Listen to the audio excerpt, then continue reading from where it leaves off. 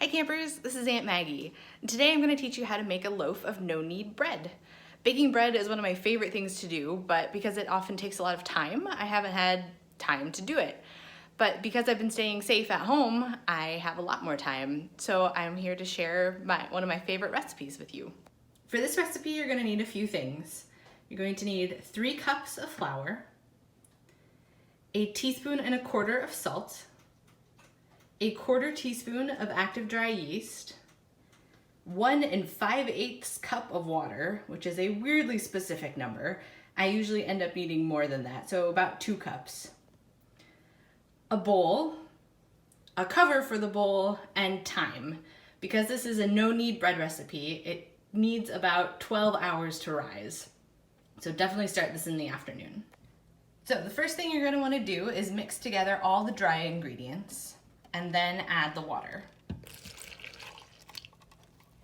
When you mix it all together, the dough should look like this. You want it to be pretty sticky and kind of shaggy looking. It doesn't have to be pretty. If you need to add a little bit more water, that's totally fine. I often have to add water. Now, you're gonna wanna cover your bowl either with one of these nice reusable covers or with plastic wrap. And now it needs to rest for 12 hours, which I know is a long time, but it's totally worth it.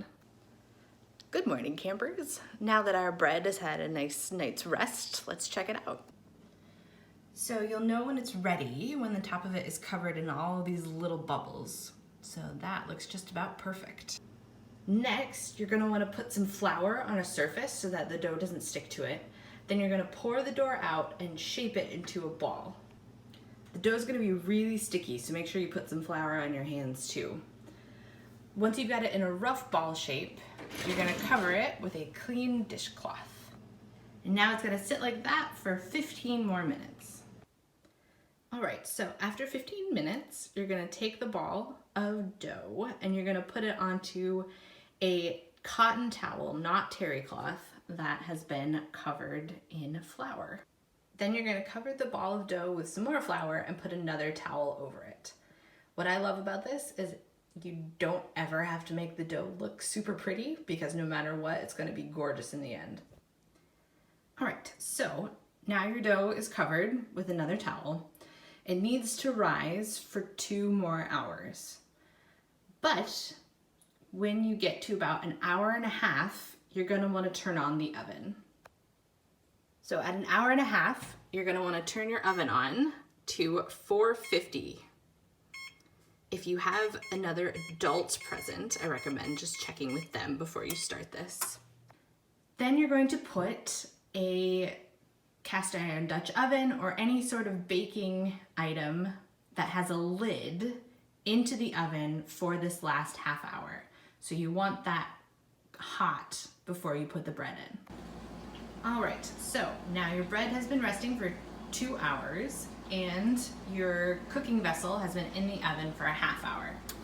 So you or an adult will remove the pot from the hot oven so we can put the bread in. So here's the tricky part. You need to get your hands under the loaf of bread without disrupting it too much and just kind of flop it into the pan. It's not gonna look pretty, but it really doesn't matter because it's gonna turn out really nice at the end anyway. All right, and if you're like me, you got flour everywhere, but that's okay. So you can shake it, kind of level it out a little bit. You want it kind of flat in the pan. And then what you're gonna do is bake it for a half hour with the lid on, and then another 15 to 20 minutes with the lid off. All right, so after your 45 minutes or so are done, the bread should look something like this, and you can take it out of the oven carefully. Let it cool for a little bit on a wire rack, and then you are all set to enjoy your lovely loaf of no-knead bread.